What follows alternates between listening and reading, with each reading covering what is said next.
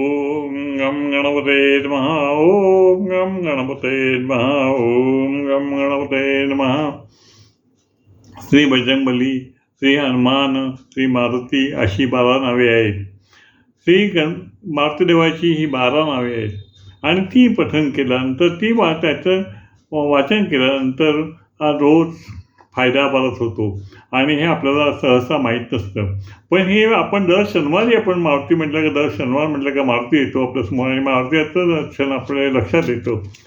तर तसं नव्हे, तसं मंगळवारी 12 नावे घेतली.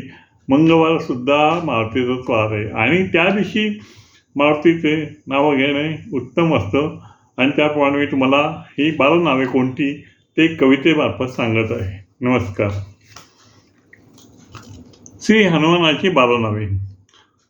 श्री हनुमानाची 12 नावे, हनुमानाची 12 नावे. प्रथम नामस्मरण हनुमान नाम, प्रथम नामस्मरण हनुमान नाम. द्वितीय अंजनी सूत नाम, द्वितीय अंजनी सूत नाम. तृतीय वायुपुत्र नाम, तृतीय वायुपुत्र नाम.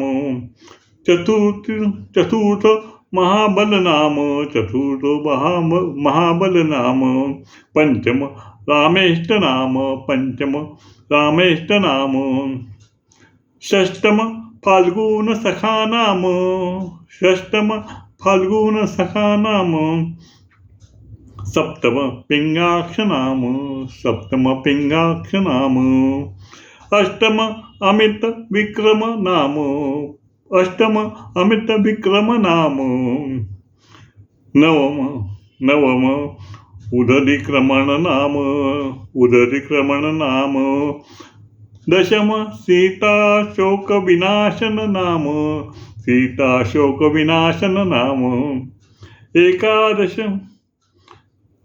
एकादश लक्ष्मण प्राणदाता नाम, एकादश लक्ष्मण प्राणदाता नाम.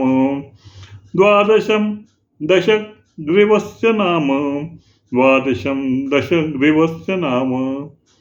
अशी 12 नावे आहेत आणि 12 नावाचं महत्त्व आपल्याला माहीतच आहे. संकटाचं निरसन करते, आरोग्य उत्तम राहतं, सकारात्मक शक्ती वाढते आणि नकारात्मक शक्तीचा नाश होतो. असं ह्याचं महत्त्व आहे आणि ही 12 नावं दर मंगळवारी म्हणणे उत्तम आहे.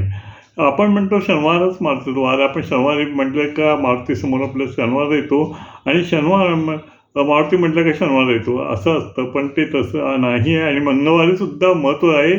शनिदेवाचं आपल्या मारुतीचं महत्त्व आहे आणि मारुतीला